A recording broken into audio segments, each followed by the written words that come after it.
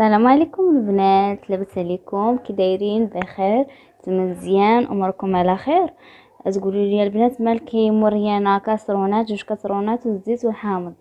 البنات انا دابا الليل هذا راه 12 الليل وجيت نصاوب الزيت الحامض حيت سالا ليا، وانا نتفكركم البنات تفكرتكم حيت ديجا كنت قلت لكم منين غنصاوب الزيت الحامض غنوريكم الطريقه، وقلت دابا صاوبتو وعاد تفكرتكم قلت ماشي مشكل ندير لكم فيديو واخا ديجا انني حطيت ودرت. المهم انا نشرح لكم البنات حتى حاجه ما تدوزكم، كونوا هانيين. المهم كتشدوا الحامض كتقشروه. انا ديجا كان عندي مقشر وكنت ميبساه، ولكن ماشي ميبساه يابس كاع في خطره، لا يعني شي شويه غير نشف، تحطوه غير في السرجم هكا. من بعد كتعمروه، كتغبيوه بالزيت كيما هكا، كيما كتشوفوا دابا. كتخليوه في بما غير مده ساعه ونص على عافيه مهيله بزاف، كيما مهم ناقصه البوطه بحال غطفه. كتخليوه ساعه ونص، من بعد كتحيدوه، كتخويوه هاد الشي كامل في قرعه وكتخليوه تخواجوغ.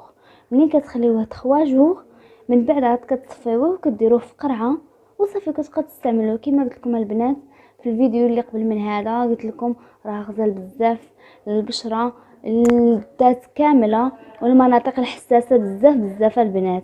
مهم كنتمنى انكم يعجبكم هذا الفيديو وانكم تكونوا فهمتوني البنات. مهم تهلاو فراسكم وتصبحوا على خير. عرفتوا هذا الفيديو البنات واش كنديروا مع 12 الليل؟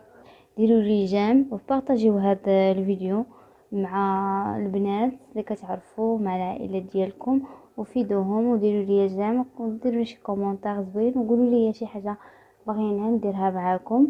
ما كاين حتى شي مشكل البنات.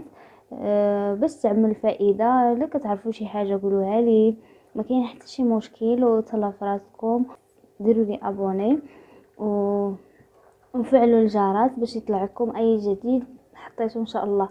الى فيديو مقبل ان شاء الله باذن الله، وصفه جديده ولا فلوق ولا ما عرفتش لحد الان، مازال ما عرفتش شنو غندير معكم، شنو غندير معكم.